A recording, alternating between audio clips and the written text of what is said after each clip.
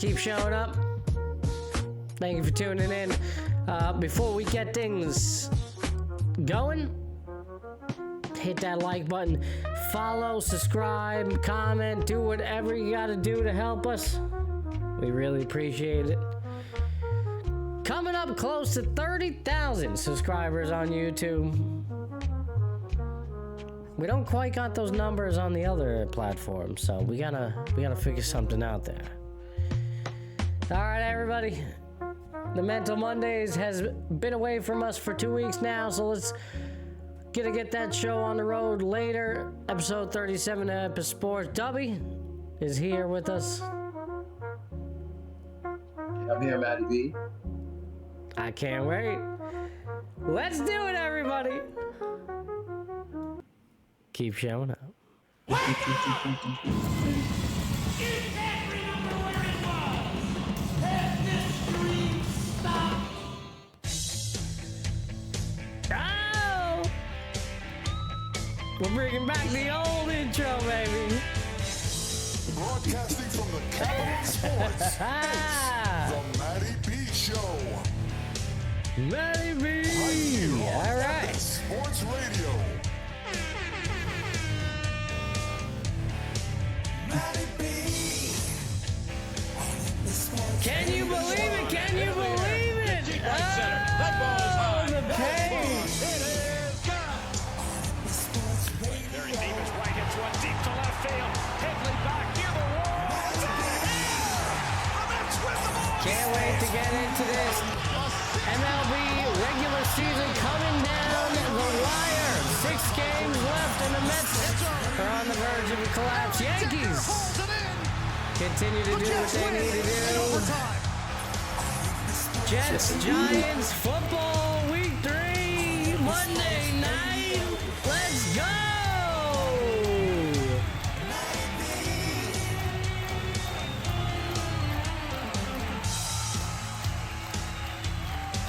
Matty B! Alright.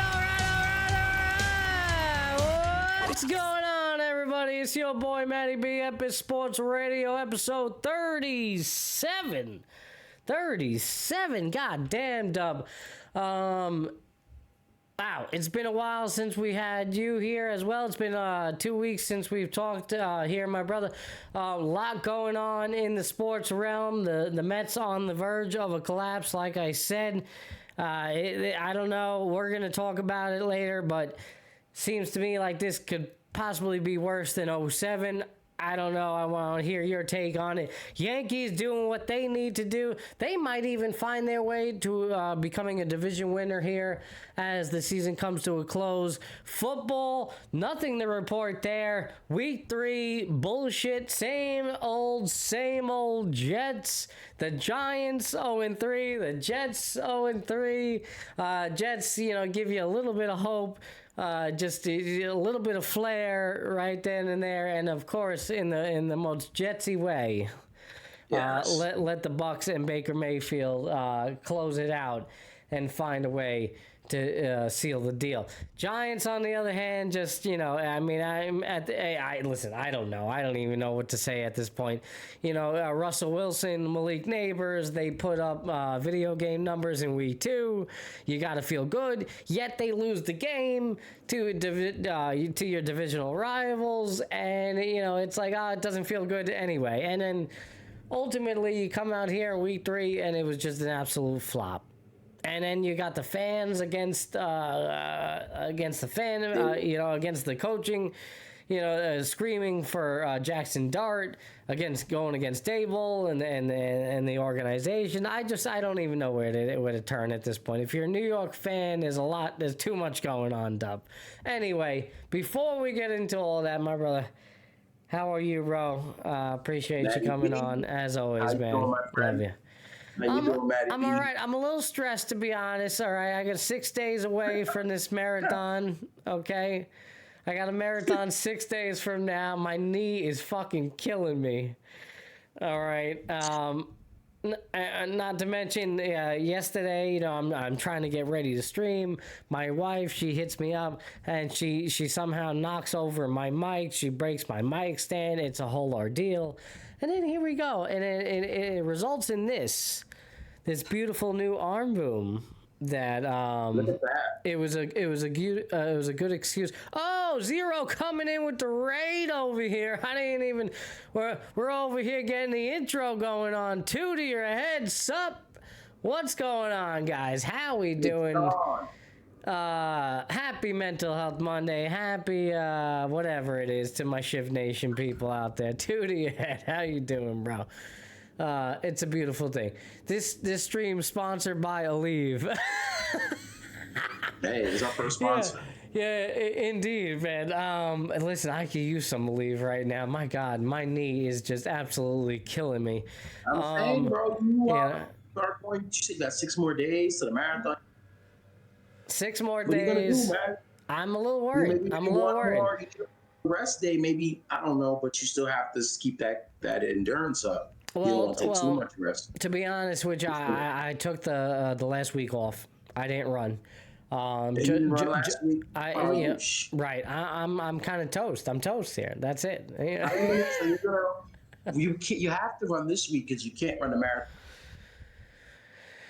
Well, I ran today. I ran and did 4 miles, and it was marathon pace, which is, I'm trying to go for a sub 4 marathon, so I ran an 8:50 mile per pace, minute per mile, and it's pretty good. I felt good, but the problem is afterwards, I felt like the old man. I felt like I was in my 30s and past my prime.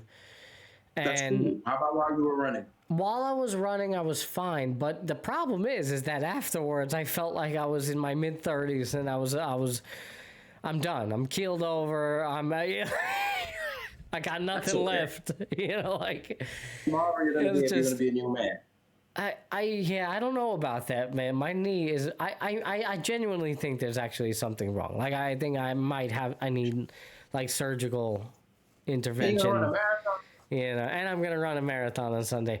But oh man, that's gonna be bro. This is gonna be a test. This is gonna be a test of my, who I am as a person. I don't know. It's gonna be tough. That's a lot of birds of who you are as a person.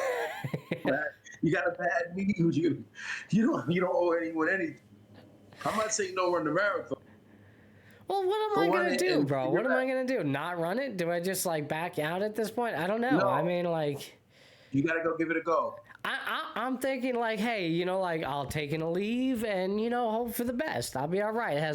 It kind of feels like it's that athlete past his prime, and he's gonna get the lidocaine shot or the cortisone shot, and he's gonna give it the old college try, and we're gonna make it whatever it takes to get through get past the finish line. We're gonna get there, and that's how I feel right now. I don't know. I know that's not the best way. I know that's not the best way to go about it, but that's how I feel. Anyway, 2 to your head, Zero. Thank you for the raid, man. Thanks, both of you coming in with the raids tonight. Appreciate you. We haven't been around for a little bit. It's been 2 weeks for Dub, so it's good to see you guys. Thank you for always supporting the show, everything. Shout out to Shiv Nation, everybody, for all the support. We appreciate you.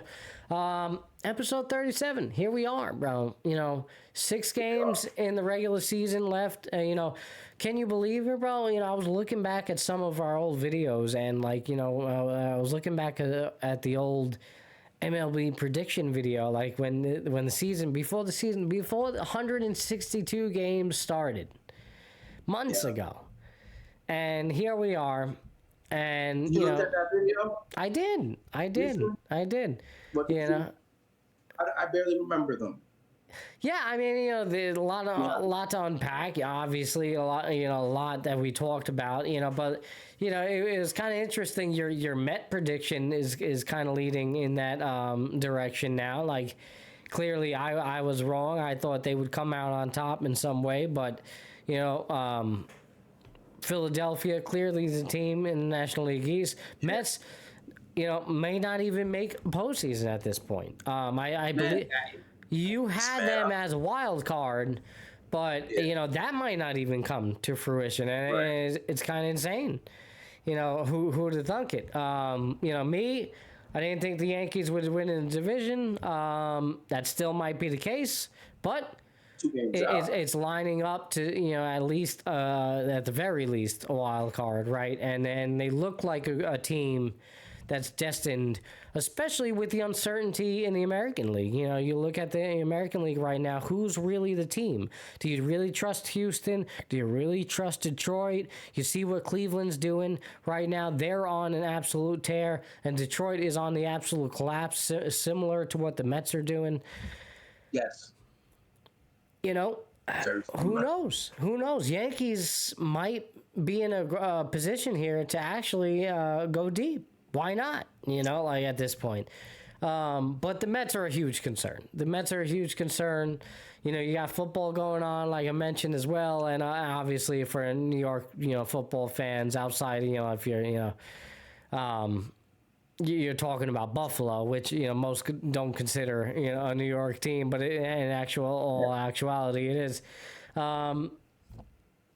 Jets, Giants, it's just terrible. Through the first 3 weeks, give you a little bit of glimmer of hope, and then quickly shut that down. WNBA playoffs, the whole nine, Dub. And where do you want to start, bro? I know, obviously, We gotta start with baseball. the Mets. That's what you said. You started the show off with them. You might as well. Yeah. Sheesh, man. I mean, they have the Mets schedule. Here it goes, right here. They got. Gotta pull it up for everybody. They got the Cubs. They're at the Cubs and at the Marlins. Their next 6 games are on the Marlins at the end of the season. Scary sight in Miami. Those last 3 games. The Cubs, I don't know. I mean, their situation, I know they're in. I don't know if Milwaukee's obtainable, but it doesn't matter. Mm-hmm. They're going to try to beat the Mets. It doesn't look good, Maddie. The only thing they got going for themselves is Cincinnati hasn't as the Guardians did the American, because they really are like, Cincinnati's been, and then but the thing is also you have those other teams who are kind of in a arm's length away. I think especially Arizona. I think they won out. Here they go. Yeah, Arizona's 1 game out of the tied Reds and Mets. Bro, 3-6 World Games. I know that Miami series, and man, you talked about 07 in the intro. You talked about 07 collapse, and then Miami. Remember correctly, Tom Glavine, right? Yeah. Yeah. So I mean, nobody on the team knows anything what happened in 07 or cares. I mean, us as fans all care about stuff like that, but it's almost impossible to ignore it. Much like yesterday with the Jets, Maddie, when you have a team who takes a lead the way as Jet fans in their history, their reputation is they were going to lose that football. We knew that. Hey, Dub, hold the mic up to your mouth a little bit. Let's see if it's all right. Yeah, Your audio's good. It's just kind of goes in and out a little bit. It might be because of that. So, it's like you were saying earlier, like you feel it. This is what they do, and they're in the middle of doing it. So it doesn't look good, Matty B. And as far as the Yanks going the other way, and you saw league, Seattle and Houston flip-flopping out in the West. I think they just have the Kyle Raleigh, the potential big MVP, home run guy. That's another Detroit's discussion we're going to get to later in the show. I did want to get your take on the MVP race and all that. National League, American League. I want to get down to that. I want to see what you think, especially you being a Yankee fan. Are you in favor of Judge? Are you in favor of Cal Riley? It seems to be a huge discussion. Right, I mean, if you want to, we can get into it. That's fine. We're here, right? Yeah, we're here. Yeah. So I mean, Raleigh, bro. Honestly, I saw the numbers. About a week ago, we're comparing numbers, the 2 guys' numbers, and when you look at Judge's numbers, there's no comparison, bro. Yeah, there's no comparison. The guy hitting 330, the other guys hitting. There was a lot of stats that were pulled up. The lowest MVP batting average, 59, a couple years, tiny, like 150 innings that year. Yeah. 40-40. So that, but if they want to give it to Kyle Raleigh, I wouldn't feel a way about it. Because you know how it works, Maddie. We talk about time in the past with the voter fatigue and the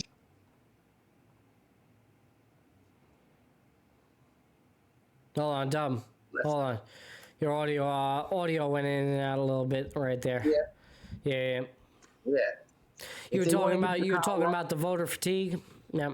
Yeah, and we have to consider that because Yeah. that's part of it. No matter, it's not like we just know that's how it works. They get tired of giving the same guy MVP, and Judge is more deserving number-wise, and when you talk about criteria and the way you vote for past MVPs, and like I was saying before, I don't know if you guys caught.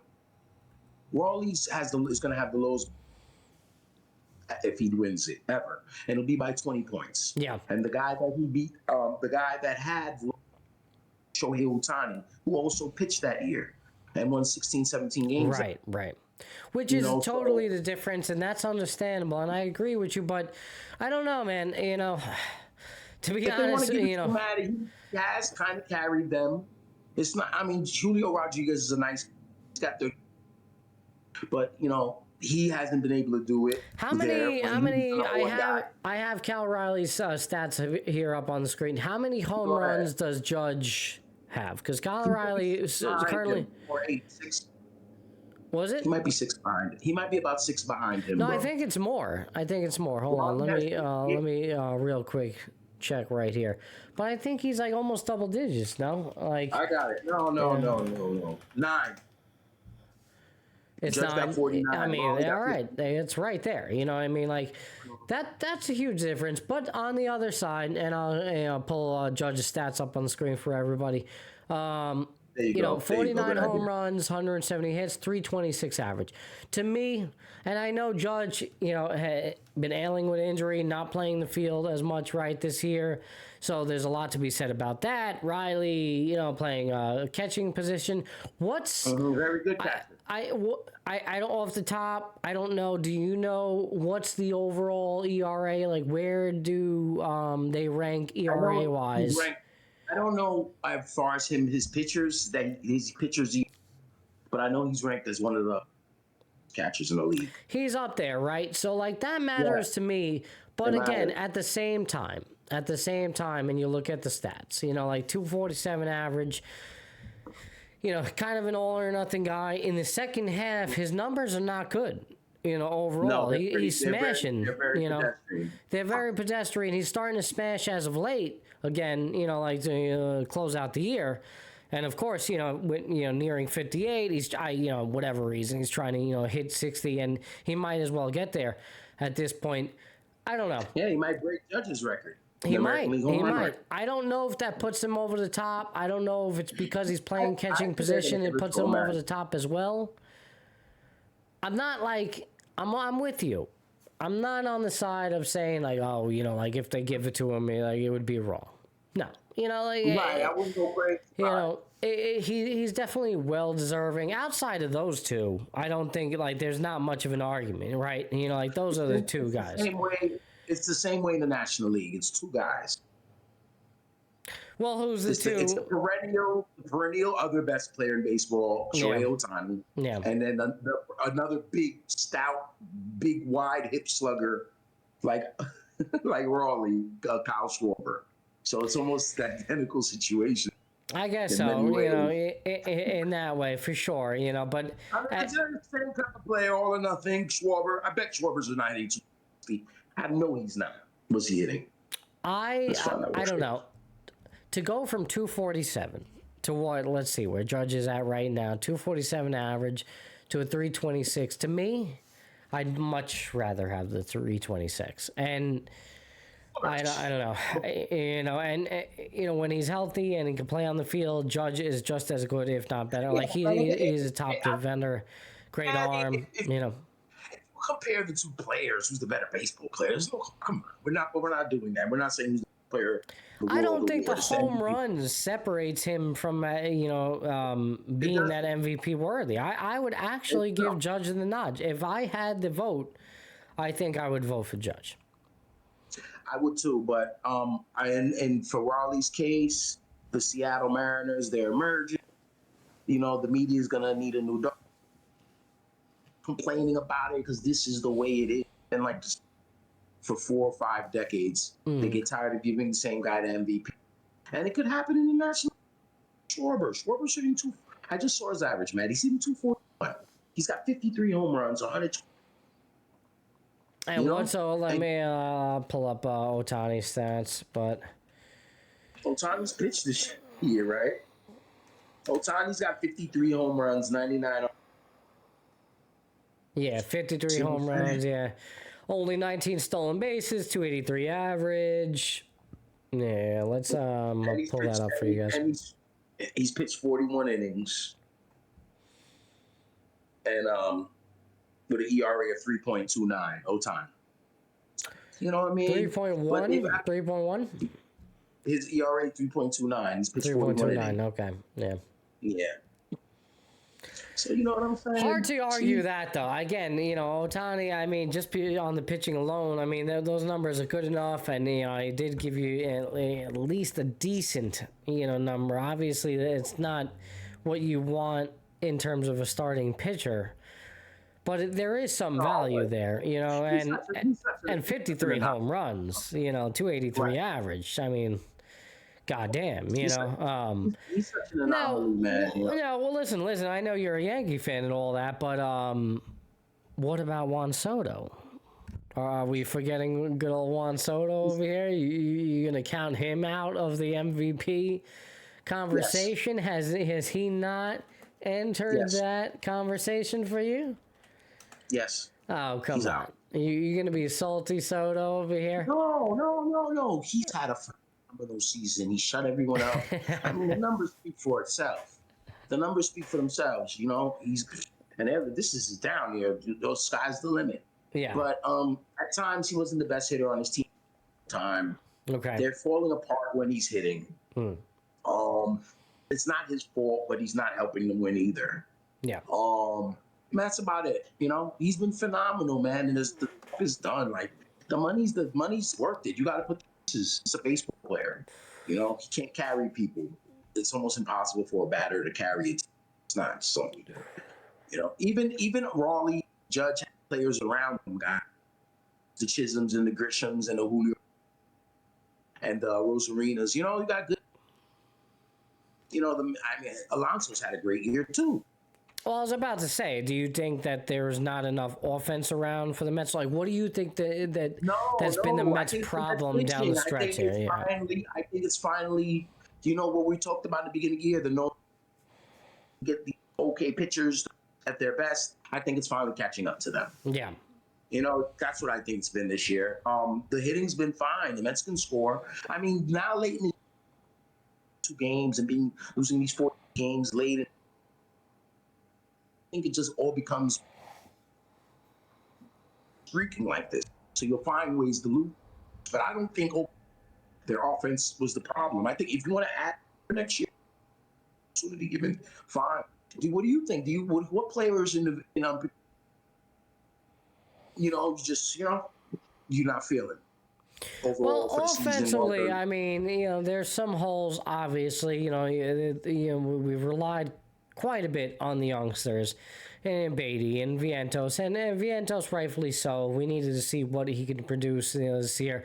Mauricio hasn't really given you anything. You know, a lot of the moves that was made at the deadline didn't really pan out. Cedric Mullins, although at the time, I respected the move. I liked it. I liked it. You know, I liked the move. He's been bad. He hasn't done anything. There's been no production from him. Yesterday, I saw him on the base pads. Like somebody got hurt and he stopped the watch. And he got thrown out. Oh my God! Yeah. Did you see that? Yes, I did. You know, he just hasn't really given you anything. And even, you know, where he is good defensively, you've seen him make mistakes as well. I mean, you've seen the inside the park home run that he gave up. That was him. That was a misplayed ball by him the other night, and cost them the game.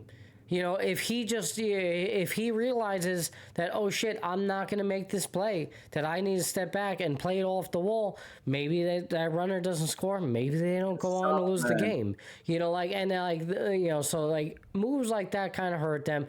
Offensively, they're a good team.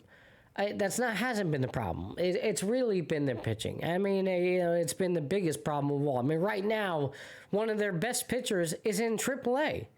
How is that even possible? He's not even... Kodai Senga is not with the team right now. Why? I have no idea. He was struggling when they sent him down, correct? Listen, yes, he was. But he was. But when they sent him down, do you realize that his ERA was low threes? Do you realize that he was one of the best pitchers of all of baseball for the first half? I mean, I get it.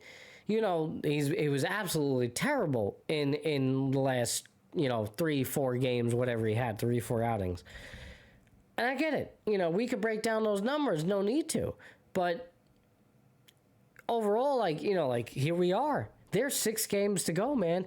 You are literally at a tiebreaker at the moment.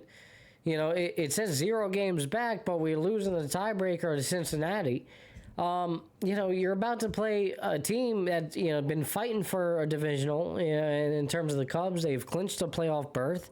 I don't know if they're going to give it their all here, in Chicago, but this kind of seems to be... That first game is going to be tough, man. The first one, they're coming at your head.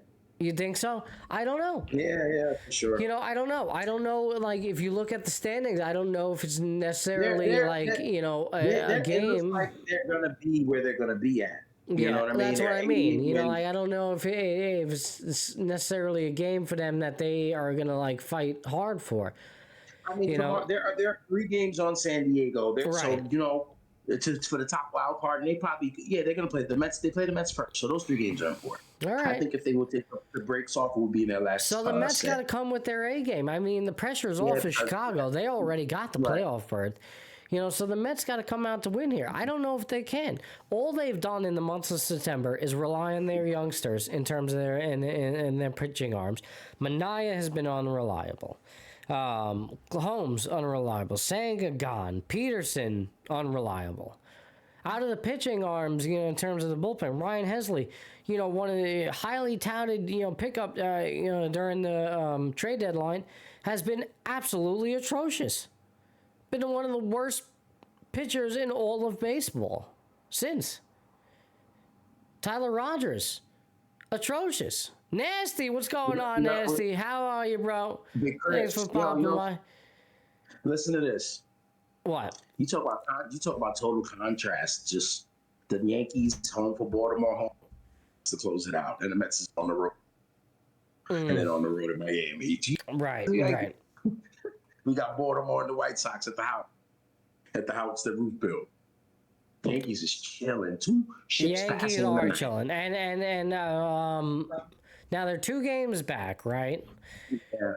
What is? Let me pull up Toronto's schedule here. I believe their shit was a little tougher, Maddie. You got it? Boston and Tampa. I'm pulling it up now. Boston and Tampa, okay. Yeah, they'll be home. They'll be in Toronto for those games. Toronto's lost 4 out of the last 5. So Boston is playing. Tampa is just kind of playing spoiler at this point. Right. So, this is definitely tough. Definitely tough for Toronto. It's good that they're at home, but who knows? It's gonna be tough. Boston's playing for their lives because I'm looking at the standings. They're in the second wild card spot, 3 games behind the Yankees. Yeah, but they're also only 1 game up on and Houston, who are tied for that last spot. So, they got 2 teams behind them, breathing down their necks. So it's Boston, Cleveland, Houston. They're fighting 2 teams fighting for 3 positions, Matty. Do you think? What's your prediction here in the stretch? Do you think your Yankees come out on top and win the division? Do you think Boston creeps in? Do you think Toronto holds as on? A Yankee fan, and we're looking at what we just looked at. The way it clicks for me is I can't lose, baby.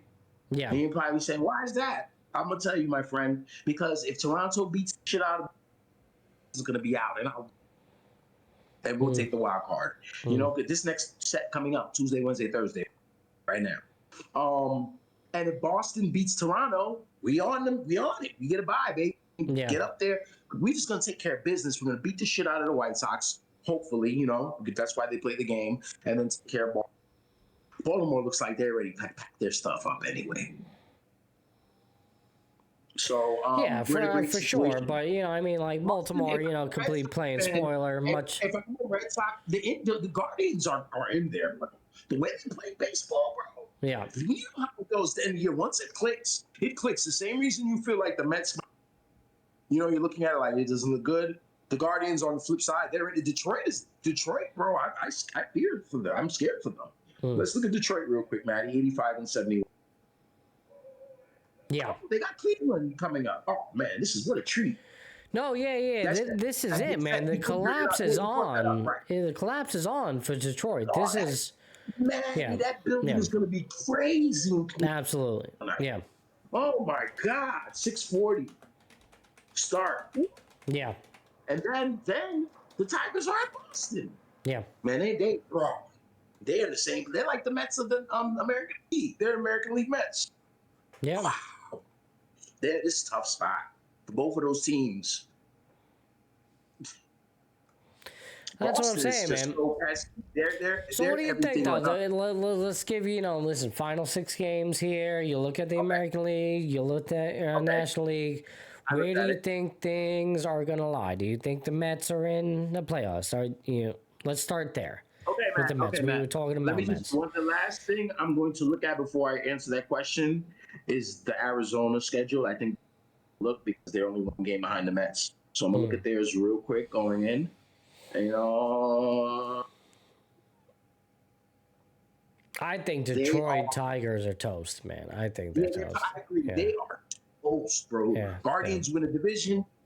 Detroit. You think Detroit's going to fall all the way out, and Boston, Cleveland, and Houston are going to get the spots, right? I may not, but I don't think Detroit wins the division. I will safely say Detroit does not win this division. No. If they lose the division, they're going to lose hard. It's like 2 games out. Yeah. And they're going to be losing the other Which teams. Is insane, man, because to think that they were like 15 games up on Cleveland at one point.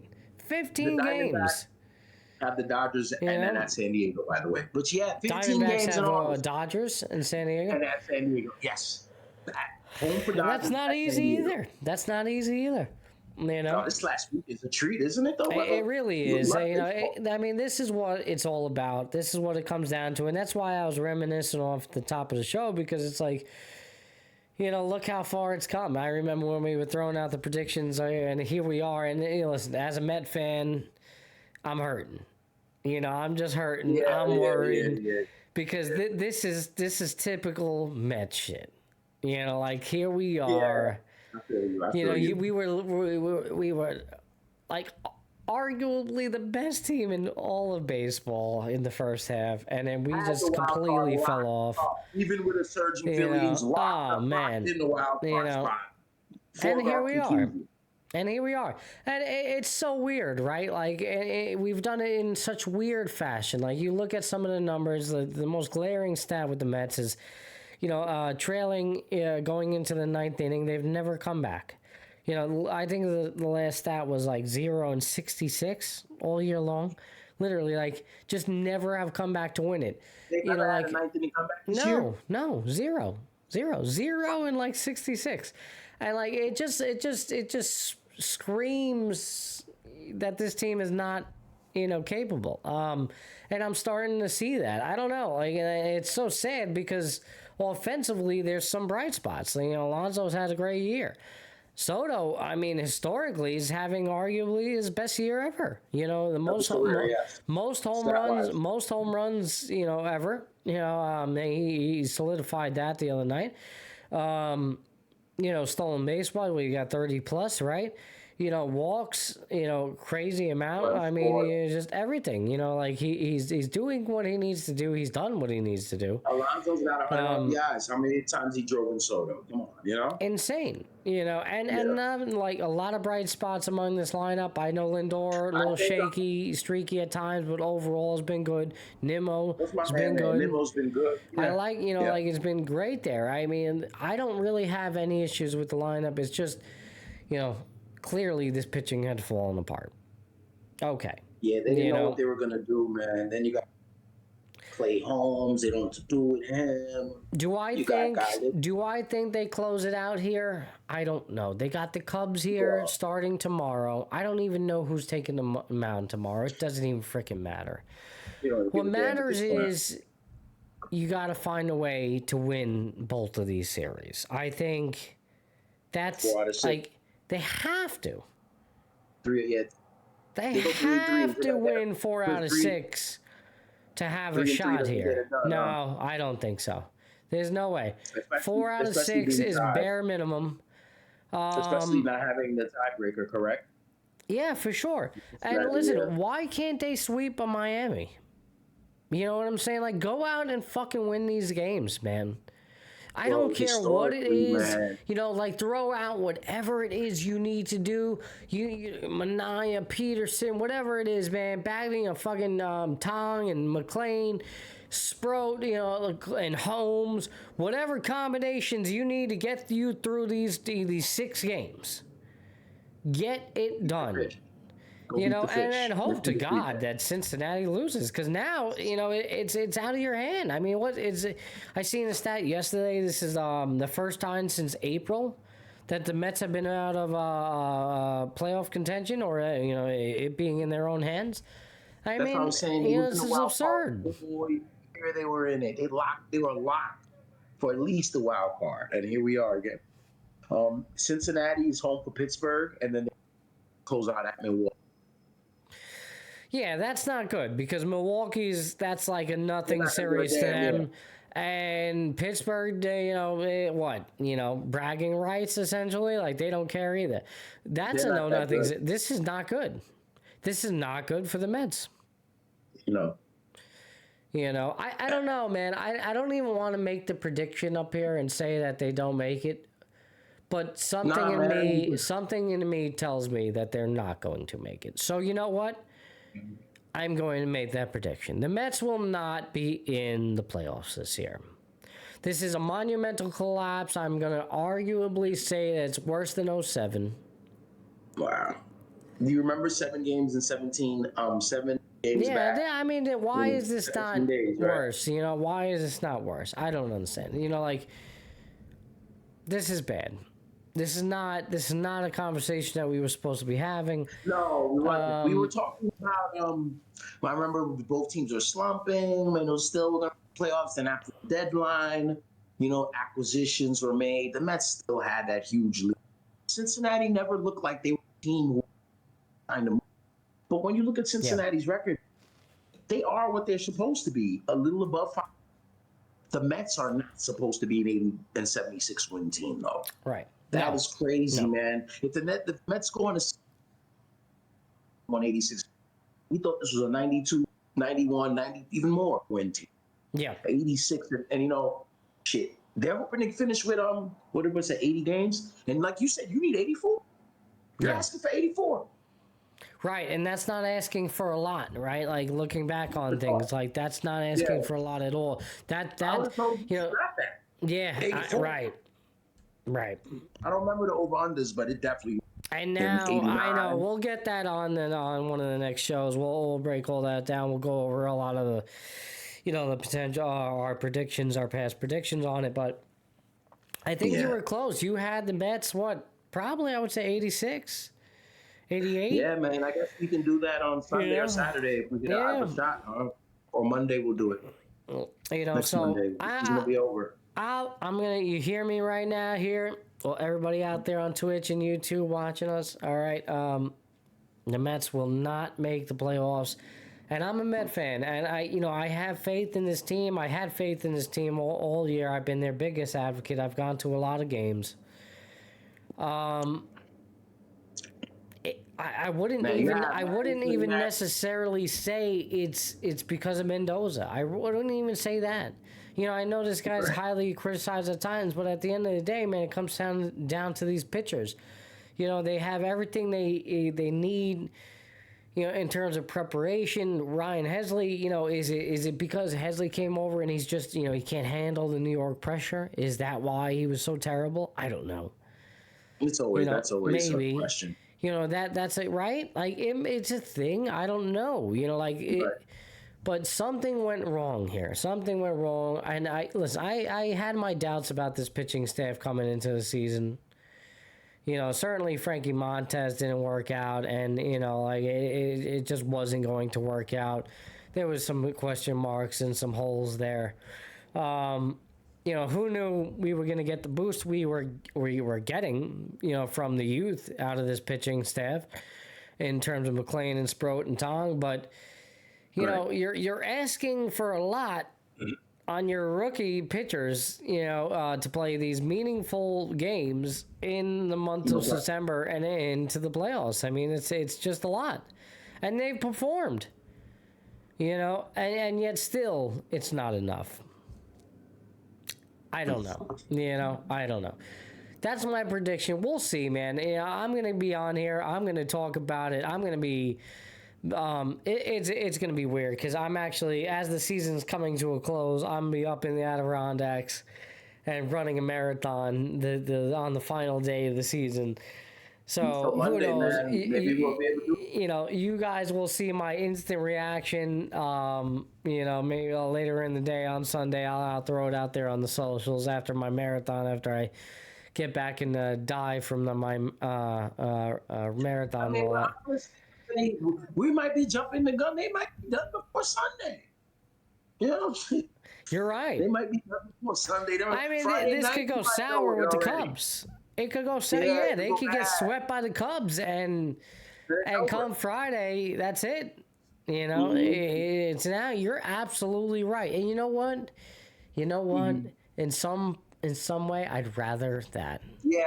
He's putting my man out of his misery right now. Don't come on Sunday 3:10 p.m. I was about to say 3:10. Don't, you know, where the hopes are up, the season's on the line. This is it. You know, all you got to do is win to get in. Well, what are you gonna do if you're not gonna be running at 3:00? No, I'll be. Hopefully back in my Airbnb and not in a hospital bed. Hopefully I'll be back at the Airbnb in front of the fireplace. I'm going to put this freaking debacle of game up on the fireplace and watch the Mets just piss away their season and their playoff hopes. 25 Mets. The 2025 Mets. I mean, I don't know. You know, I hate to be so pessimistic about it, but you know, why should I be optimistic? Has it been that long? My God. 18 years ago, this very week, young man blew a huge lead. On the other hand, you know, your Yankees look like the team to beat. You know, because they're, like I mentioned before, where, you know, outside maybe Cleveland making a surge, you know, there's a lot of question marks with Houston, although, you know, at times they seem like the unbeatable team of the past.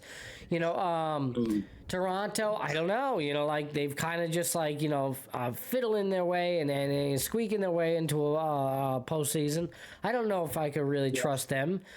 Detroit, I mean, they've been arguably one of the worst teams over the last month. You know, I mean, you know, who knows if Schoolball's going to be ready to go come playoff time? There's a lot of question marks there, right? You know, it's not the same team that they were a month and a half ago. So, Yankees look prime all of a sudden. You know, this offense looks good as long as they're bopping, they're hitting their home runs, man. You know, all of a sudden, the relief pitching has kind of come around again. They're doing what they need to do. Starting pitching, they got enough. You know? Hey, Cam Schlittler, baby. Yo. But you know, when you're Schlittler, baby. Schlittler. Schlittler. I've been practicing. I've been practicing. So listen, like you're talking about the Mets and you're talking about the young pitchers, and I was thinking of Schlittler, and I was like, the Yankees brought one guy put a lot in his weight in his life, so it's able to casually and gradually come to us. And then when the Mets like, yeah, come help us out, kids, we need you, you know. And it wasn't, even though it's the same thing that we wanted, that you guys wanted. It's kind of, the approach was different with Cam, and it seemed to work out for the Yankees. I don't know, man, but it's just like a lot. Even when you talk about certain teams, I don't know, man. Like the Mets have done a lot of out of the box kind of things, whether it's starting play homes. A lot of times things work. You have this unorthodox guy, a GM in Stearns, who doesn't use a lot of money, or you hasn't been used to, and he behaves that way still. I don't know, we've had this conversation before, Matt. I don't know with the money, but they still are kind of doing the coupon thing, right? Yeah. So it's just like the way, back to the Yankees, the way just, and they just matter of factly, you can criticize them in certain positions. I've been waiting for Rosario to over Volpe. I don't know why they're not playing tonight. Yeah. But other than that, and Jazz Chisholm, he's been phenomenal. Trent Grisham, 35 home run. Yeah, Grisham. I've even heard the argument that Grisham should be this Yankee team's MVP. Yeah, I've heard that. And you know what? He's hit a lot of his home runs while the big man was out. While the Judge was out, he hit a lot of those. Yeah. In the last month, or when he was out, really. But he's always had a lot of power. Would you agree with that? Do you agree Trent should be MVP over Judge? When you talk about the word MVP, it's real arbitrary. It's how we want to look at it. Yeah. But Trent Grisham has been phenomenal. So is Bellinger. I mean, shit, man. If you could put Judge in the league MVP, if you wanted to say Grisham was a team MVP vote, I kind of get it. Yeah. I understand it. You know what I mean? But, man, what can you ask for from a player? We're probably not going to retain him because he's on he was on a one-year deal and traded for him, and he's probably going to walk because he's going to want a lot of money. And I don't know. Losing a player like that is going to, like I said, 30 for 30. Every time Goldschmidt's played, he's played well. He doesn't have the play all the time. But Ben Rice's, the Yankees have had a lot of. Ben Rice, come on. The kid plays catcher and first base. Austin Wells. So we're just ready. But at the end of the day, Matty, I said the same thing in July when we were playoffs, and that's right with the Yankees. That's all that matters. We were and it's just 35, right? Yeah. It doesn't matter. No one cares. As impressive as that is, but the culture, the Yankee culture, it's all about winning, and we have to make it back to the World Series. They got to get back. So losing to a Seattle or even a Houston again. And I heard you talking about Houston earlier, Maddie. You were talking about everyone. Seems like everyone can, like, we need someone to do that dirty work. Someone did it for us last year, I believe. Detroit beat the shit out of them. Detroit beat the hell out of them in the first round, yeah. So it's kind of like we need someone to do our dirty work. But, if that's the case, so be it. We were talking about, obviously, about Detroit, Cleveland. Obviously, we're an hour into the show now. We've been breaking down this whole, MLB race down to the wire, 6 games left in the season. And, you look back, man, and, I mentioned earlier that Cleveland was like 15 games out. They were only, Detroit was 9.5 games up on the Guardians 10 days ago, man. 10 days ago. 10 days ago. Yeah, bro. 9.5 games up, bro. Bro, the Guardians have lost 9. I've won 9 out of the last. Yeah. And Detroit has lost. 9 of the last 10. It's Insane. To make up 9 games in 10 days. Like, it's just, that's you know, they're gonna, you know, I'm sure there's gonna be 30 for 30s on this thing. There might be a movie that, No, this is the biggest collapse. it is. It's up there, big time. You know, and who knows? What I have to ask you is, how, if you're a Detroit fan or Detroit Tigers or any of the, how do you go into Cleveland and win them and then win there? How do you do that? Yeah. How? I'm not just like rhetorically. I don't know. I know. I mean, all momentum has gone against you. We're Yeah. gonna get them pumped up. We're gonna go in there and beat these guys and make them believe it. I agree with you. Wow. Yeah. I absolutely agree, and that has to be the concern. Yeah. They lost to the Indians at home in the streak that we're talking about, September 16th through the 18th. They lost 7-5, 4-0, 3-1. Then they lost to Atlanta. The Indians. Here are the Guardians again. This time it's at Cleveland. How do you get up for this? You want a money line tomorrow? Detroit favorite. Detroit's favorite? Minus 155 on the money. Yeah. And they're home? Yeah. At Cleveland. Wow. Yeah, They must have had Scooble going. Maybe Scooble's going. I'm going to tell you right now. I'm looking at it, yeah. Yeah, he is. Scooble versus Gavin Williams tomorrow. Scooble's going tomorrow. It's against Gavin. Gavin Williams is a monster, though. Yeah. 3.0, 6 ERA, 160 Ks. He's got what it takes. Wow. Oh, you got to love it, Matty B. Fall baseball, autumn baseball. I mean, listen, you know, the sports fan in me loves every second of it, but it's, you know, the Met fan in me is hurting. It really is, because I'm invested. I'm there. I believed in this team. I still believe in this team.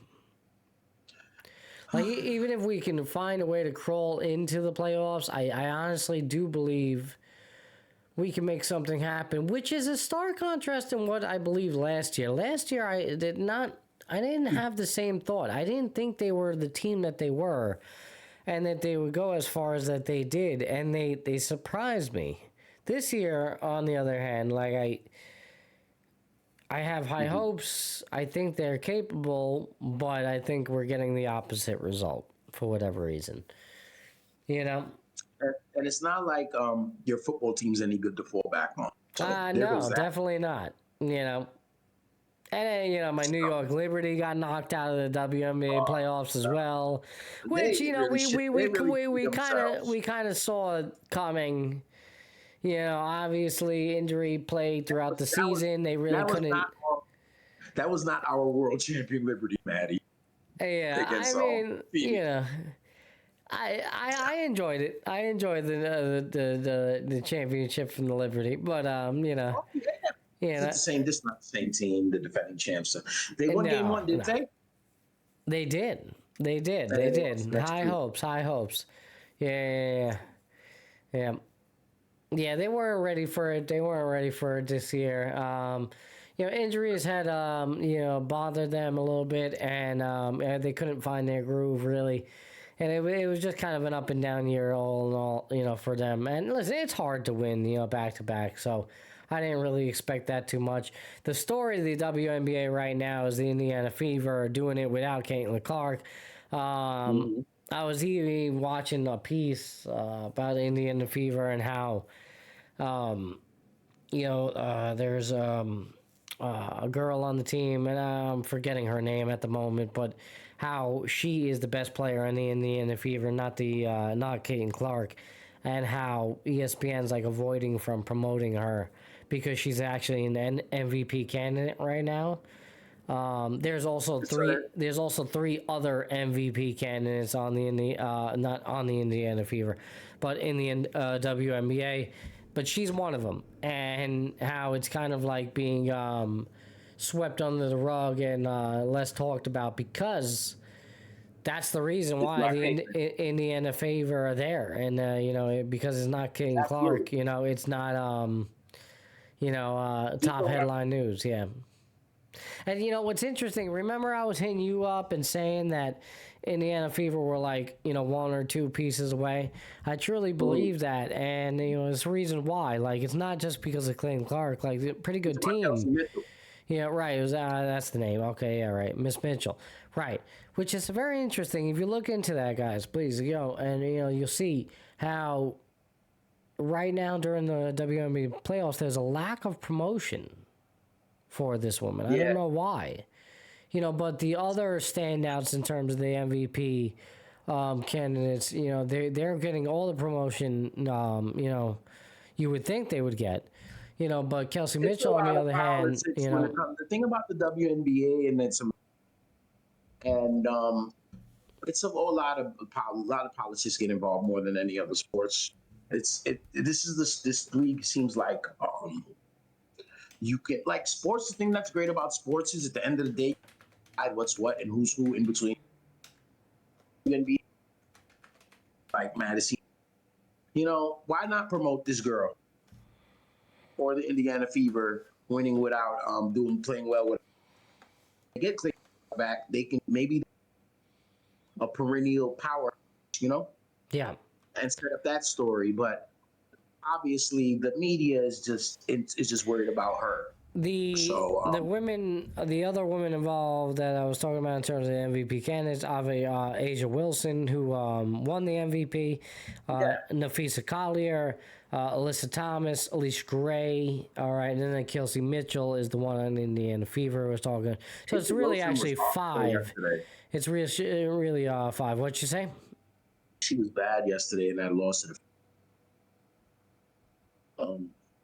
6 to 22 in 33 minutes, 16 points. She's gonna play like that. They're gonna get eliminated if Aja plays like that again.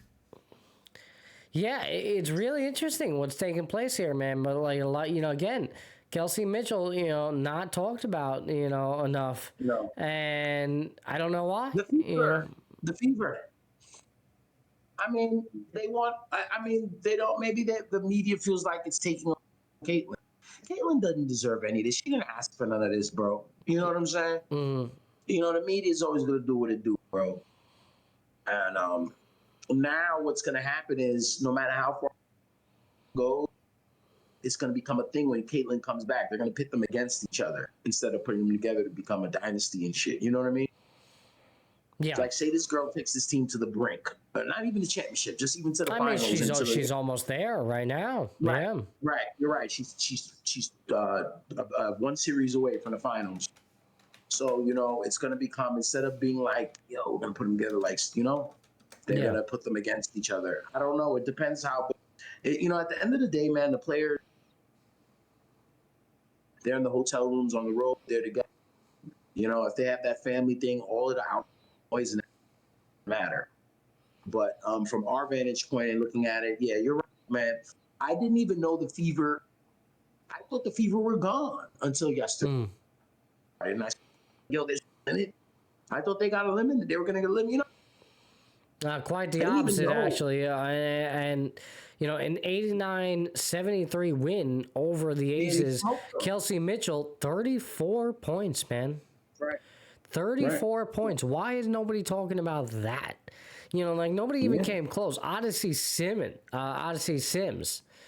all right, 17 points was the second go-getter in terms of overall points on the Indiana team. 34 points for Kelsey Mitchell in the absence of Caitlin Clark doing her thing, and even other teammates of hers who are highly marketed more, I just don't understand it necessarily, but I don't understand what's going on there, but it's interesting, man, and hey, up 1-0 on the Aces, who are outside of the Aces, the Lynx, definitely a team on which you're expected to, right. go to the distance here, but Mercury, obviously a good team as well. Who knows? But like you were saying, Dub, lot to talk about, lot to unpack in terms of this whole situation. But I did, want to point out that whole situation with Mitchell. Yeah. No, it's that time of the year, Matt. There's a lot to cover. WNBA is closing up in the playoffs. Yeah. Of course, we didn't get to touch the NFL. Like, we got this big game on, like, blind as hell. Yeah, right now, Detroit 28-21 over Baltimore. Right, there you go. Yep. Goes on. Okay, 14:32 to go on my TV. Yeah, second and 6, ball in the 32. Yep. Yeah, Baltimore with the ball right there. Chance to tie it up. Plenty of time to go. That's looking like it's been Goff, man. Goff 5 touchdowns in week 2. Not tonight, but 1 touchdown tonight. But 5 touchdowns for him in week 2 on their way to a victory. Yeah, that's what I was talking about. Yeah. And then week 1, he was terrible. He's really a box of chocolates, man. Yeah. He really is. You never know what you're going to get with Jared Goff. What else? You want to touch a little more NFL? Of course. We didn't really get to get in. Well, we'll get there. Yeah, absolutely. We are past an hour into the show. Again, thank you, everybody, for joining us tonight, whether you're coming from YouTube, Twitch, or you're watching in post. Let's transition into the NFL. We talked a lot about baseball and what's about to transpire, and there's so much to get into it.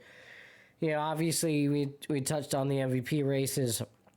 What we think there, our predictions on that. I think me and Dub are pretty, in lockstep in regards to those races. Although we'd like to see Judge, is most likely going to be Riley due to voter fatigue. National League, Ohtani, just based on, the pitching and batting alone. So a lot to unpack and, listen, a lot to unfold come 6 days away.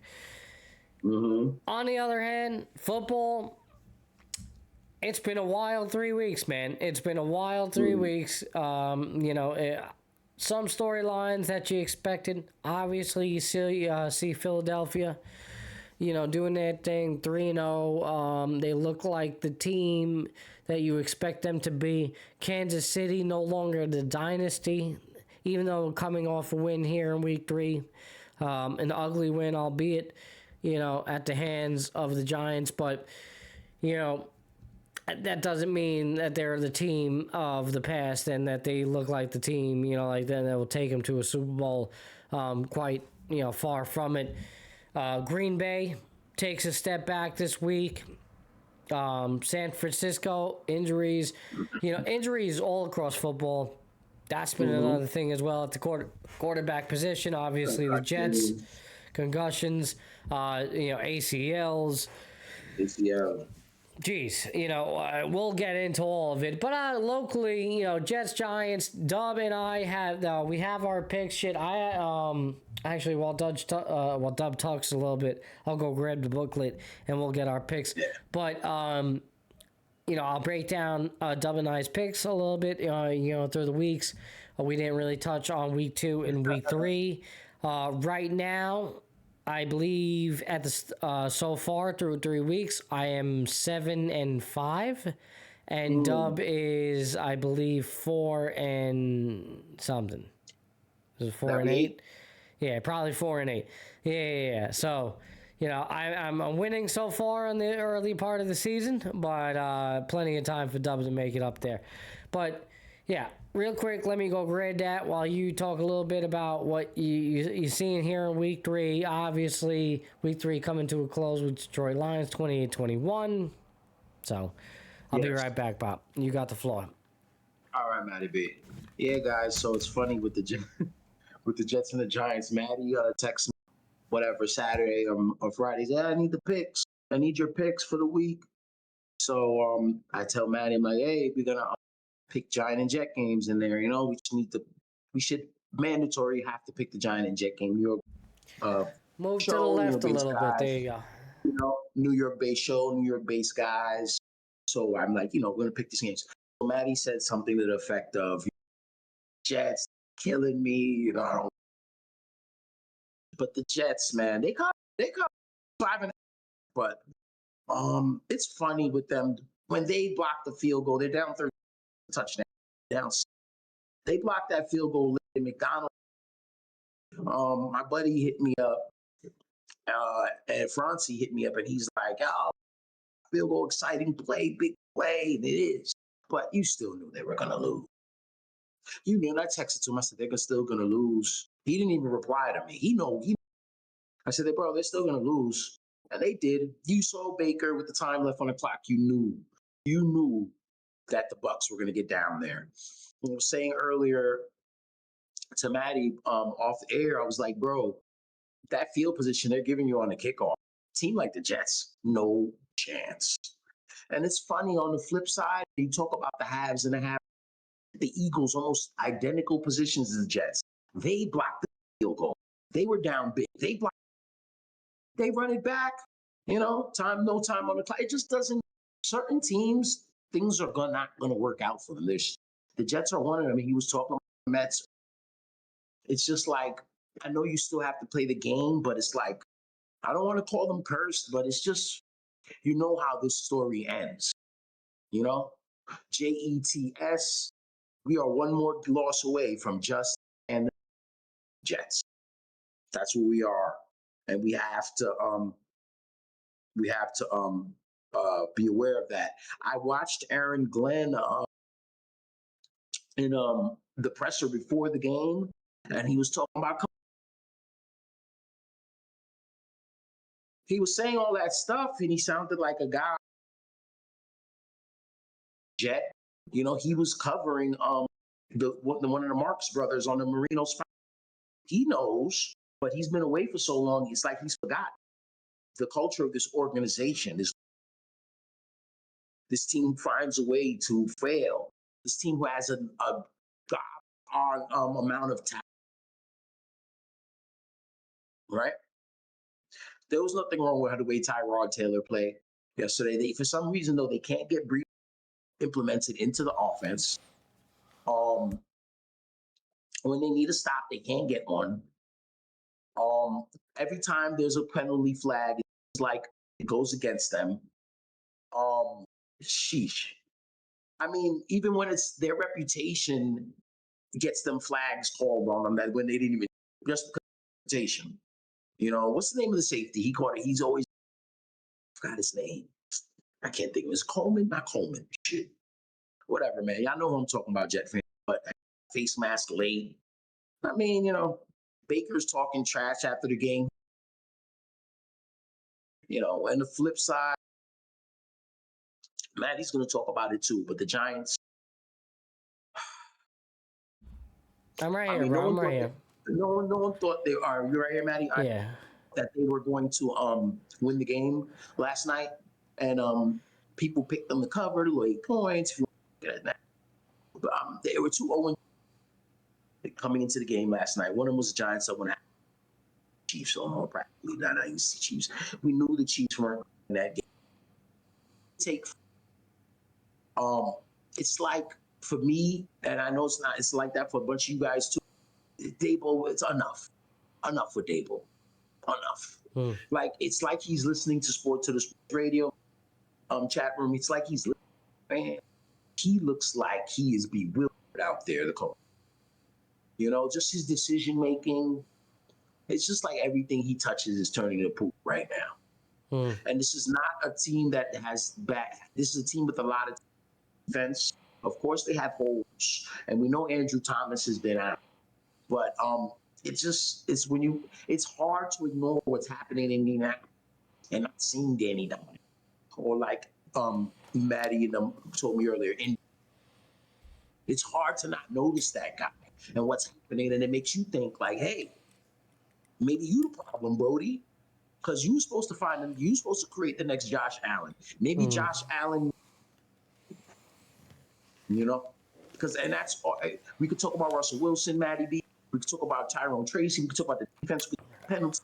We could talk about Andrew Thomas being hurt. At the end of the day, I think all those are just excuses for Coach Brian Dable. And we're just going to watch him get walked to the gallows. in December, just get him out of here, bro.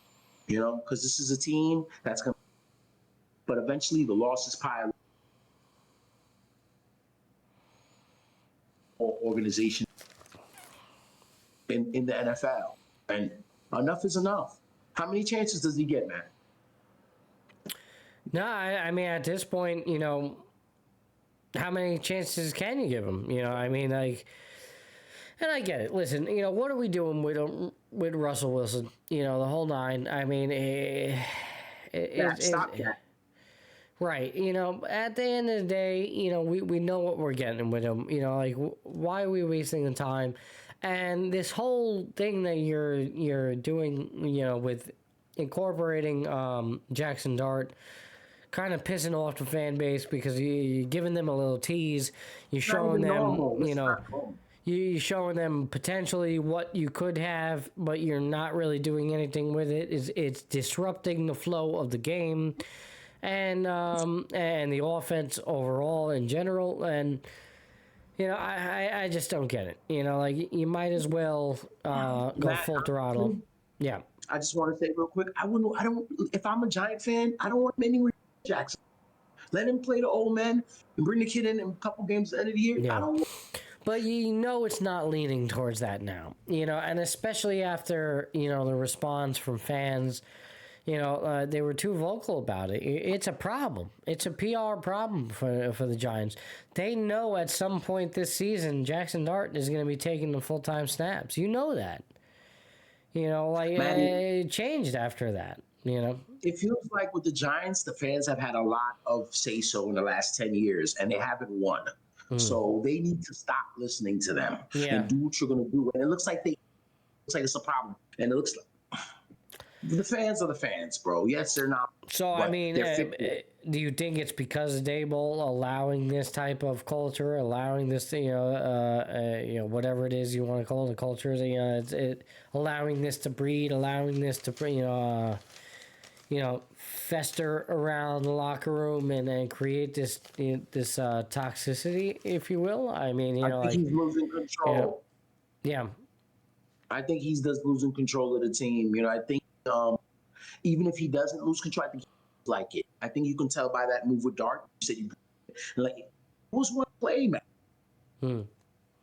They didn't use it just for show. Like, it didn't seem conventional. And it looks like no one told him to do that. Like, what? You know, I just don't. I mean, I don't know. And like I said, the Giant fans, they can get the owner's ear. We know that. And then, you know, shit rolls downhill. But I think Brian really, you know, he's a dead man walking. Yeah. And he's going to do weird things here on his way to the gallows. Yeah, I mean, it's tough, man. You know, I heard, I came in. Man, it's only September. Why are we talking like that? I know. I came in and I heard you talking about the Jets and the whole situation, and you know, Tyrod Taylor is not to blame, and you know, although you're probably right. You know, I'm saying you know, he's not the necessarily the reason why we lost here in this one. There's a lot of reasons, you know. I don't think Aaron Glenn realizes, and it's surprising that he played here and he was honed here. He played here, you know, NFL's career here. I don't think he knows. He has an idea. Daboll knows by now. He definitely knows what he's into. But I don't think Aaron Glenn knows yet. Do you think that there will be a transition here? I mean, you know, I think you know, looking at the Jets' schedule, like, it does soften up, and you know, hopefully, you know, Fields, you know, comes back healthy, you know, and you know, we can see something here, you know, like, you know, going forward. I do think there's something to build on there still. I mean, do you think the season for the Jets is at a complete loss? I mean, 0-3 is 0-3. Same thing honestly, with the Giants, you know. 0-3 turns to 0-4, and 0-4 is silly.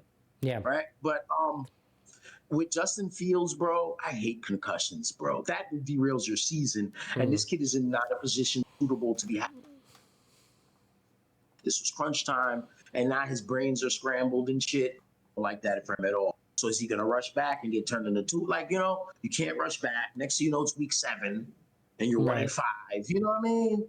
And it doesn't even matter what he does. And not, it's Justin Fields. This was a big tryout for the future, because you imagine if it doesn't work, we're going to start looking into the draft. And I know we're back like the 3rd time, but so be it. It's just a shame he got his noodle scrambled. But I don't like that at all. And the Jets notoriously, I don't know. I just think the Jets will mess that up too. It's just a bad situation for the kid as well. I think Tyrod is gonna he's gonna be the quarterback. The Jets gonna be looking for another quarterback next year. I mean, that's what I think. You see all this talent with G. Wilson, with Garrett Wilson, and from top to bottom. I brought it up on the phone, Matt, and I'm gonna bring it to the audience. That too phenomenal. We're talking about Wilson, talking about Sauce Gardner at the skills position, wide receiver and corner. We know about the talent. He's ACL. He hasn't been the same. They haven't. But guys like Will McDonald, John. Why is it translating on the field? Why, man? I don't understand, bro. Why do you have to go down 20 whatever to 7 before you start waking up? Right. It's been the case with the Jets over the years. I don't know why. Why this talent? Did you feel bad? Were you against Garrett Wilson getting paid? No, not necessarily, No, but right. I was concerned. You know the talent. Yeah, you pay your talent. You get it. You know the talent is there. Yeah. He caught the 1,000 yards with Zach Wilson, and then and he caught 1,000 yards twice with Zach Wilson. So we know he can play. Sauce, we see the talent. They gave him the money. Will McDonald, you saw what he did play that. That I don't understand what the talent you have is. Quentin Williams, all pro. His brother's damn good too, Quentin. These are good players, some real good football players. If you take these guys and put them on the team, and that's what the Jets has always done. Whether it's been a Jonathan Villamore, Demario Davis, or Darrell Reeves going to the Patriots. When these guys leave the team, Jets, they fucking produce big time. Right. But in the meantime, you'll see the talent. I'm like, yo, we like that player, but it didn't work out. So now we're going to be capped out because we're going to have all this talent. We're going to let people walk. We haven't gotten anything from anything. It's getting exhausting. It's definitely concerning. You don't know where to turn in terms of New York football. Either way, I don't know. I kind of like the move to bring in Fields. I like the Glenn move. I like the change of culture. It seemed like it was fitting. It seemed like you had something. I felt the Eric Glenn energy as well. I felt it. Even in the previous weeks. But, now, I don't know. I don't know if I can say the same. Who knows? We'll see what the type of fight that, is in this team. I mean, they were right there. This was a winnable game. Again. But, how much can you hang your head on the moral victory, constantly, over the years, especially. It's just, you can't keep on doing this. At some point you gotta say, okay, enough is enough. We'll see. In terms of the Giants, I don't know what the experiment with Russell Wilson's about. Jameis Winston at this point is certainly just taking up a roster spot. You might as well just deal him in replace. Right, you might as well deal him in response, or deal Russell Wilson, start Dart, and have Winston back him up, or whatever. What I'm saying? I would not run to start that kid, bro, with that offensive line, that lame duck coach. I just wouldn't rush it, man. If I was the Mariners and I was on, and then start him off. But is there any good time? So would you wait rather later in the year, or you wait till next year? When the season's totally lost. But does that matter? Yeah. You know, that might be put him in a bad spot as well. Not really. It's just the reps. Can you protect him though? I mean, what do you really think they're going to protect him late in the season when the season doesn't matter anymore? No, so don't bring him in. I don't want to bring him in at all. I'd rather that. I don't want to bring. You go to him, he could get hit like Pennick, or like Cam Ward's getting hit now for for a lame duck coach. Right. Penix was getting destroyed yesterday, bro, and getting hit like that in this league, it could do. And I just, maybe it'll build him, but I don't. Out there, what we got, and then you got guys coming off the left tackle, Andrew. He's not going to see what he's going to get. I don't know, man. I think I would let Russell Wilson, I trade Jameis or whatever, get rid of one of them, and just let Russell Wilson take. If the guy gets hurt, so be it. Yeah.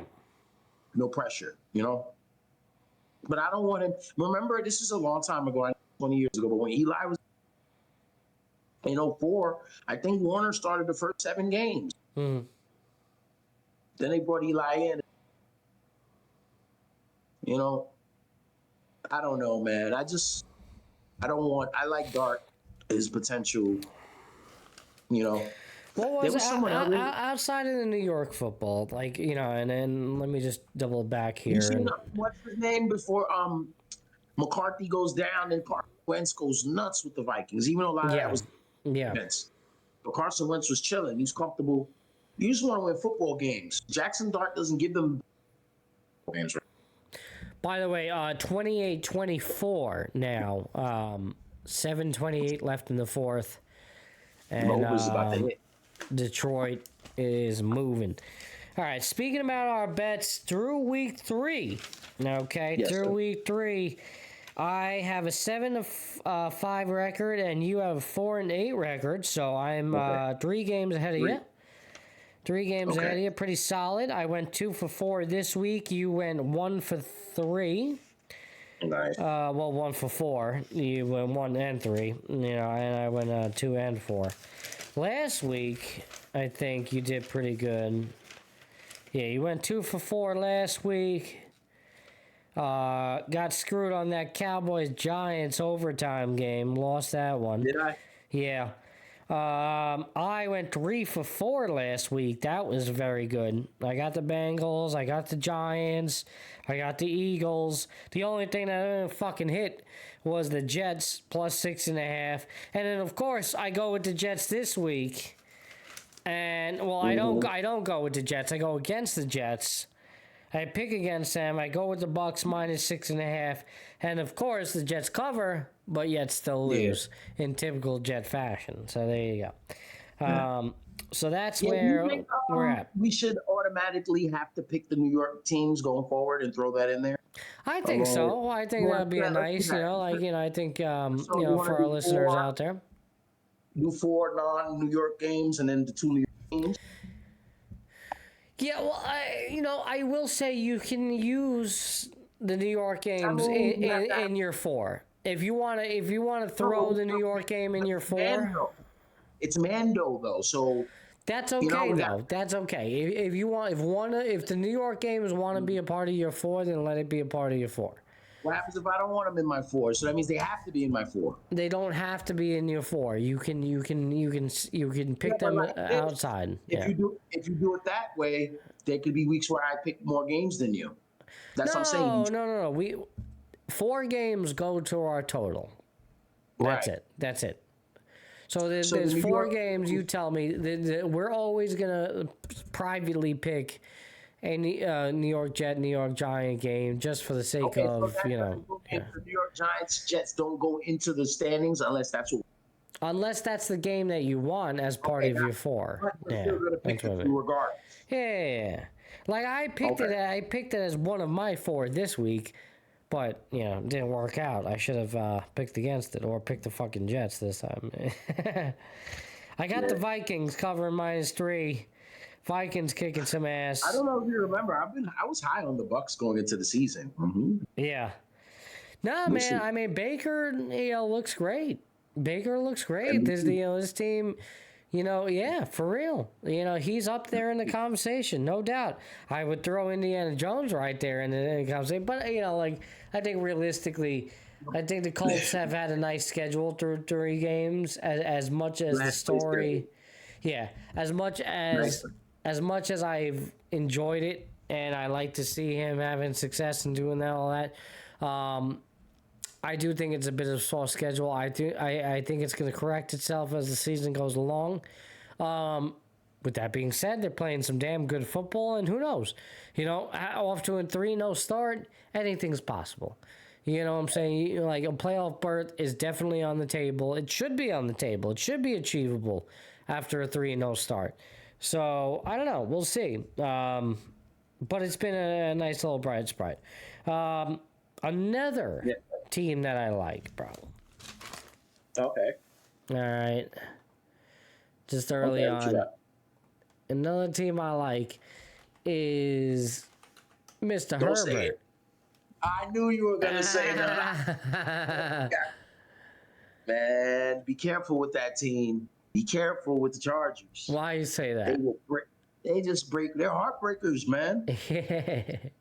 They're notorious heartbreakers, man. 23-20 victory yesterday over the Denver Broncos. All right, they're 3-0. They're a West Coast team, so they break hearts late at night. So people don't know about them. They're heartbreakers. Be careful with that. I like Justin Herbert, though, man. I've been waiting for him to have a year. And this is it. I honestly think 3-0. Team looks good. Again, I think it could be a little schedule related, obviously being up on the Broncos, but wait, those are 3 division teams they beat, so there's no schedule. Yeah, they beat 3 divisional teams, and they beat all 3 of them. Kansas City, but Raiders, Kansas City's not the team. Yeah, you know what I'm saying? But they beat the shit out of their division. That's awesome. Right. So schedule-wise, right. It's showing you that they are of that level. They are in the conversation. And listen, man, Justin Herbert, as long as he's playing, he's going out there being a stud, That defense is pretty good, too. Even though they lost Khalil Mack, he's going to be out for a little bit of time. That defense, man. So, they put them in a position to Denver down. Came back to win that game. I agree. Very impressive. Yeah. Very impressive, man. I listen. And like I said, they played well, man, from their history. But other than that, great start to the season for the Los Angeles Chargers. Oh, Gino. I didn't even know. I didn't know Gino was in here. Shit, man. Gino, I ain't been paying to the Gino's chat. Yeah, Gino said something about your audio. Yeah. He been here? Oh, he been here? He been here for 18 minutes apparently. Sorry, Gino. I'm sorry. Me and Dub been in heated NFL talk. So, Major League Baseball as well. Yeah, Major League Baseball as well. Gino, happy Monday, man. Happy Mental Health Monday. Shit. Dub, by the way, I did promise the people we'd get on with a Mental Health Monday show. It is now 11 o'clock Eastern time. And we've been talking a lot of football. So yeah, it's a lot of stuff, man. It's a lot of stuff. We could talk about Gino's 3-0 49ers. Yeah. We could talk about the Rams finding a way to lose against Philly again. Right? Yeah, the Philly one was interesting, especially how it ended. And we could play that clip for peeps. I think I have it actually. I sent it to you. Mm-hmm. Unbelievable. Philly, Nick Bosa hurt for the year. Yep. I was going to mention that as well, Gino. Yep. They lost Bosa. Bosa going down. What was it, ACL for Bosa? Yeah, he's done for the season. Yeah, Nick Bosa suffered a season-ending torn ACL on Sunday's win over Arizona, done for the season. So, definitely takes a hit. And obviously, the Niners, even though squeaking out another win, right, but, you know, dealing with Yeah. injuries in their own right with Purdy, you know, and yet somehow, some ways still, you know, finding ways to win. Jones has been very serviceable. Are you concerned about the 49ers' future here in this season? Obviously, with Bosa going down, do you think that this team can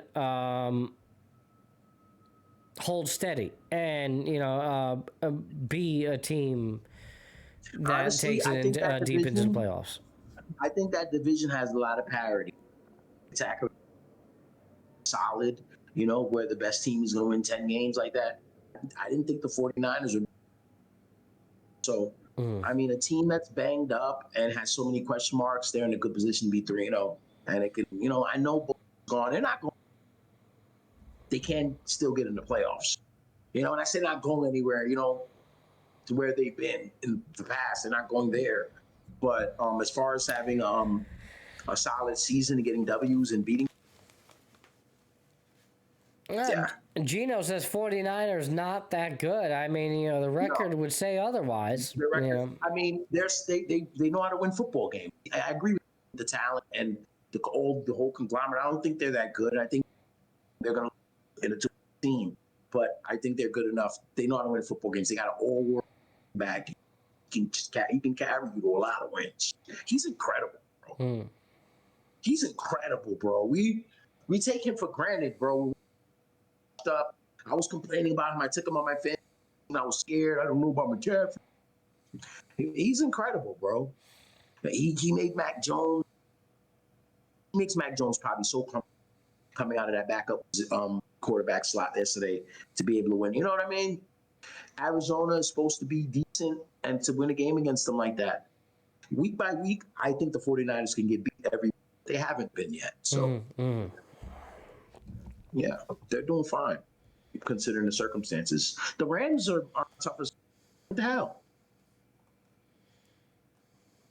What the hell, bro? The Rams are supposed to take care of business. This is supposed to be their division. Right. This is supposed to be their shit. They don't have as many question marks as San Francisco or Arizona. All three teams have a lot of question marks. You agree, right? The Rams are kind of solid QB. Solid up front, good line. You stay short that for 3 quarters. And then they doodled on themselves. So, I don't know what's up with them, bro. The Packers, on the other hand, I remember everyone's talking about the Packers might be that team to take the next step, you know? They're really the real deal. And then they really got put in a headlock.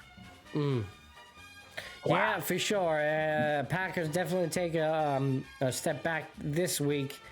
They got calm down, like calm your ass down, right? You're not a little bit, yeah. And I was high on the Pack, but you know, losing 13-10 against Cleveland, I mean, you know, it's hard to argue, you know, that you're a top tier team. Listen, you know, we all have duds, and it's very well maybe one of those, but. Not a good look. Not a good look. Yeah. We heard about. We finally saw it yesterday. Yeah. We saw it yesterday. You know, they got smoked. What was it? Who they got beat by last week? Ah, shit. Help me out. But they got pounded, Who? right? Bengals? The Bengals? Baltimore beat the hell out of them. And then and they lost the Bengal game in week. We're talking about Browns. Yeah. So it's good one for them. Crucial moment in Detroit Lions, Baltimore Ravens. Detroit with the ball at the midfield, 4th and 2. All right, on the Detroit 49. You know what Coach going for it. I don't know. I mean, I would go for it. They're up 7 here. And this is a big one for Detroit, man. Like, to solidify this. I know I'm jumping the gun a little bit, but Baltimore scores. Say Detroit doesn't get the football back, and Baltimore scores. Dub, move your face a little bit. Move your face, Papa. There you good? Yeah. So my bad. I was looking at the scoreboard. So if Baltimore gets to stop and they score, yeah, do they go for 2 or do they go to overtime? There's 1:56 left in the game, so this is a very possible situation. I'm gonna see. Hold on. Because I don't think Detroit's gonna get the first down. I think they're gonna get stopped. Yeah. Coming out of the break. And I think Baltimore's going to get the ball back. I think they're going to score a touchdown. But will they go for 2 or will they go for the win? I don't know. I think that's what we'll be looking at. I'm going to get this game up here. I can't play the game for you guys, but I can certainly play the audio. So as far as I know, there might be a little delay right now, but we're in commercial break. Yeah, I'm going to go to the restroom and be right back. All right, don't go too far. Game's coming back right now. All right, thank you for joining us, everybody. I am your host, Matty B, Epis Sports Radio. All right, this is episode 37 of Epis Sports. I did promise that we will talk a little Mental Mondays, as it is a Mental Health Monday. I believe this would be Mental Health Monday, episode 18. So Mental Mondays with Epis. It is now 11:06, and we're kind of extending here with the sports show. So I promise you, we will get to a mental health segment at some point. I will be cutting a break, but seems like we're going to close out the show with a little bit of Monday Night Football, Baltimore and Detroit. All right, 2 minutes to go, 1:50 on the clock as I see it now. I have a little audio playing. I cannot play the actual video due to copyright, but I believe I can at least play the audio for you guys. So as Dub takes a little bathroom break. Gino is saying Mental Health Monday from Mets. Damn straight, bro. Listen, I even thought, we were talking about the Mets heavy earlier to open up the show, Gino, and I thought the Mets were playing tonight. So and when Dub told me that they weren't, and I was now coming to the realization that they weren't, I was kind of relieved. I was like, oh, thank God. This is, something I don't got to worry about now. At least, for tonight, I can relax. So Dub's back from the bathroom break here. Let's bring him on. And Dub, I have the audio of the game right now on for the people. Okay, 31-24, minute 50. Detroit on the 28-yard on Baltimore's 28-yard line. Big run inside the 20, the 10, all the way, touchdown, gone. And Detroit solidifies the win. Montgomery, David Montgomery with the 31-yard rushing touchdown. Former Giant, David Montgomery. Wow, the former Giants have been just killing it this early season. Explosive right there, man. Indeed. Nice little counter to the right. And just, had all the blocking and all the space in the world. Poor John. 4th and 2, Matty. Set them up. And then this big play. Goff's telling him to go down unless he could score. Goff was telling him to go down. He didn't want him to go into the end zone there. Obviously, for strategy, I get it, but it doesn't matter. I mean, I get it. You could go down, you get the first down. You play that whole freaking game, you waste the timeouts, whatever. Ultimately, Detroit would win by 7. Now, they still might win by 7 because Detroit, if Baltimore finds a way, they can get the ball, they can go down the field. Well, they can still go down the field and score. There's a minute 42 on the clock. They have all 3 timeouts. So, realistically speaking, that's plenty of time. For them to make something happen and score. Obviously, the hope is that you do that, you get an onside kick, you get another possession, and miraculously, score 14 points in less than 2 minutes. But tough sledding for Baltimore. really either the way, job but that he's done big with this game, group man. and what 38 he's done points. since he came here to Detroit. Big, almost And a these win, young but guys, big and they've Detroit been needs that. questioned Yeah, obviously all it's week not in the long, books even yet, after but the a minute performance 42, you got to last feel week. good here. And to have the night they've had on the road Detroit in a big definitely game, need we it. I talked agree about it with being you. a This is measuring huge, stick and tonight. you know, I mean, I that's gonna be believe one I heck got of to a double plane check. ride I back believe to Baltimore Detroit. Ravens were my Super Bowl pick. No head coach goes for it more on fourth You know, down. He's done it three more times today. falling one, and that kind of changes a little bit for me, honestly. You know, the way you're looking at them. You know, falling to 1 and 2 here. I mean, Detroit is a good team, no doubt. Obviously, the bad loss to the Bills, no doubt. But hey, man, these are also games that you gotta win. You know, this is, you know. Franchise They were record both 1-1. 15 They wanted last them year. He's got this He's a team real football team, especially in the humming last again couple here in seasons. 2025. This Their is a big expectation win levels, but here tonight in Maddie, Baltimore after that Detroit needed loss to at get Green more. Bay. I think the Yes, Ravens they did. beat the Bears, but Detroit, this where the has a different defections feel. really I start coming. agree, Even with the and they all count the you have same. questions for Detroit, because at the end of the day, it's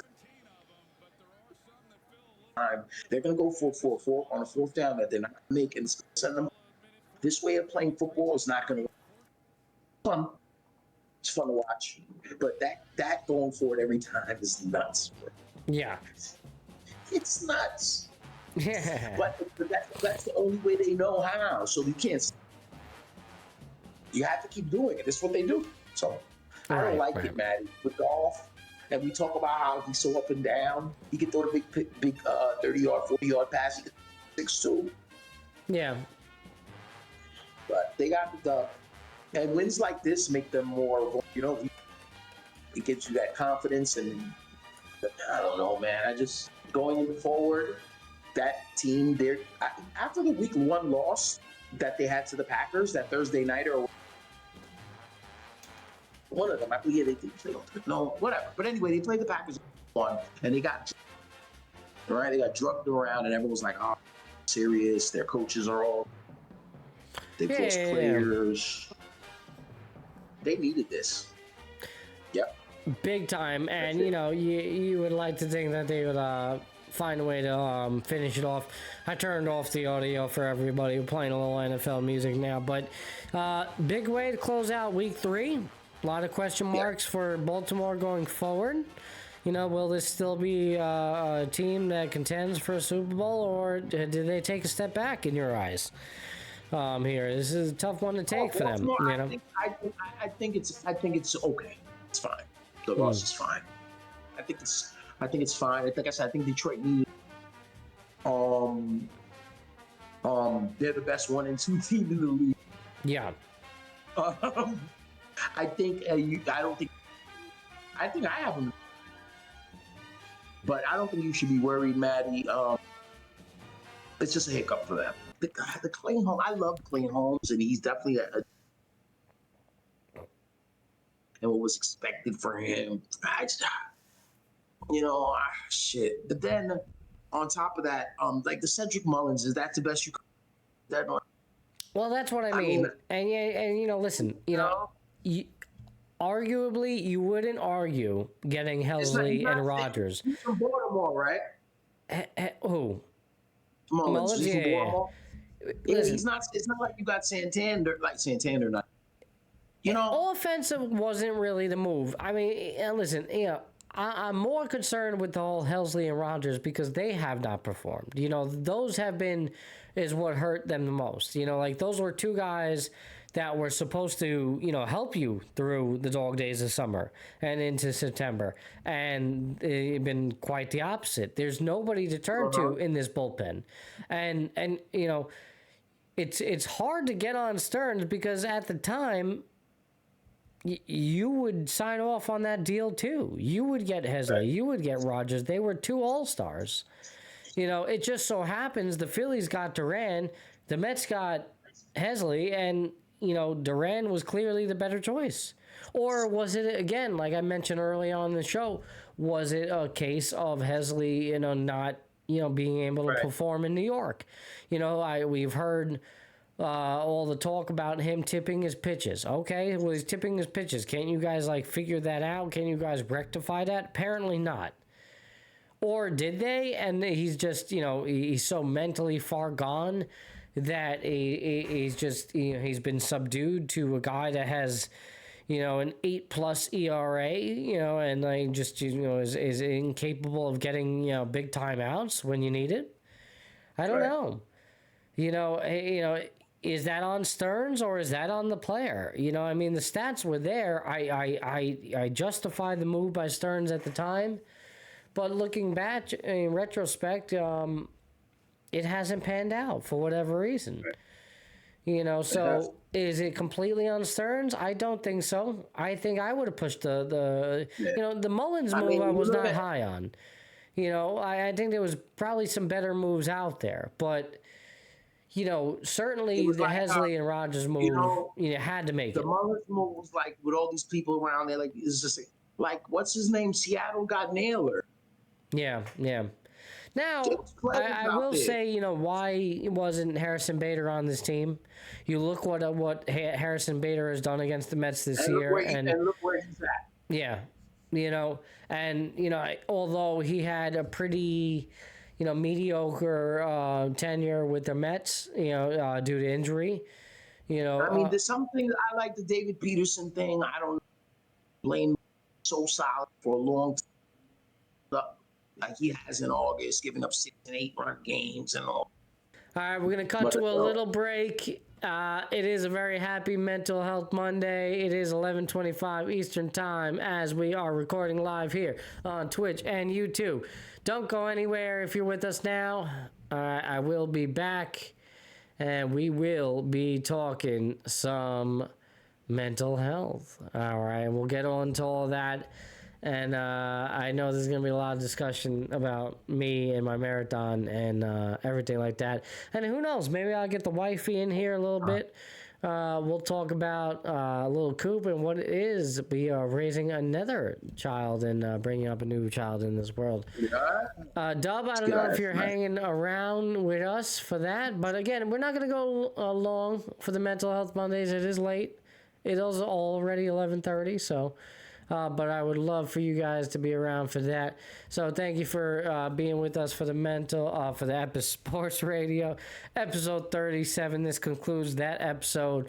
All right, keep showing up as always. Again, I will hit a little outro to this show, but don't go anywhere. Okay, those are with those that are with us live. Gino, if you can, brother, hang around for the Mental Health Mondays with Epis. All right. Dub, any closing comments for the people out there? Yeah. The Cardinals are up 6-5 on the San Francisco Giants in a league game right now. That helps the Metsies. Helps the Metsies. That's good. Man. Yeah. But I mean, either way, they're both right on your ass. I think St. Louis is 4 out and San Francisco 3.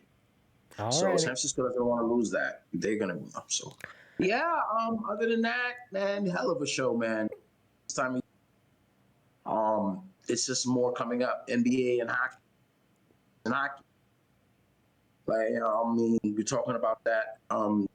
Sheesh, it's just gonna get better and better here. I mean, hopefully, like you said, Matt, Monday, but we're gonna find out. I'm sure you're gonna.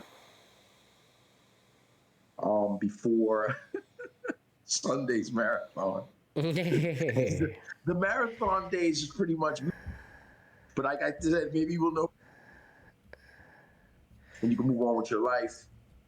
By Sunday you'll know, Monday show, so we're gonna see. I will be in that around next Monday, so I don't know if I'll be able to stream. I will be bringing some of my equipment up there, but I don't know if it's likely. We will see. I imagine the baseball playoffs would kick off. I think they kick off Wednesday if there's no tiebreak.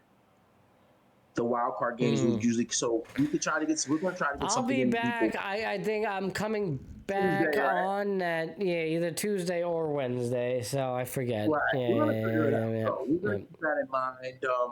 We're going to figure something out, but we're going to talk. We're going to close this and now do that prediction. Indeed. All right, everybody, thank you for showing up. As always, this concludes episode 37 of Epis Sports. Don't go anywhere if you're with us live. All right, we're going to take a quick little break after the outro here. So don't click off that screen. Keep the tab open. And then I will be back. And we'll be doing a little mental health Mondays with Epis to close out the night. All right. Thank you for showing up. As always, we appreciate you. Until next time. Wake up! You can't remember where it was. Showing up. Let this dream stop.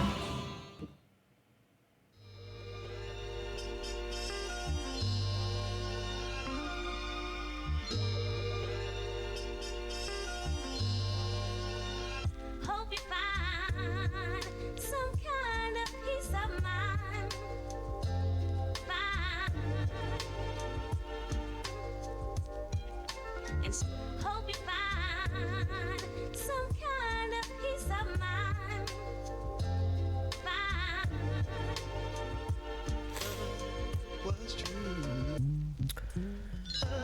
Alrighty, everybody. We will be back shortly. Don't go anywhere. The night is young. Mental Mondays with Epis is coming up right after this. We're going to take a quick break. Keep showing up.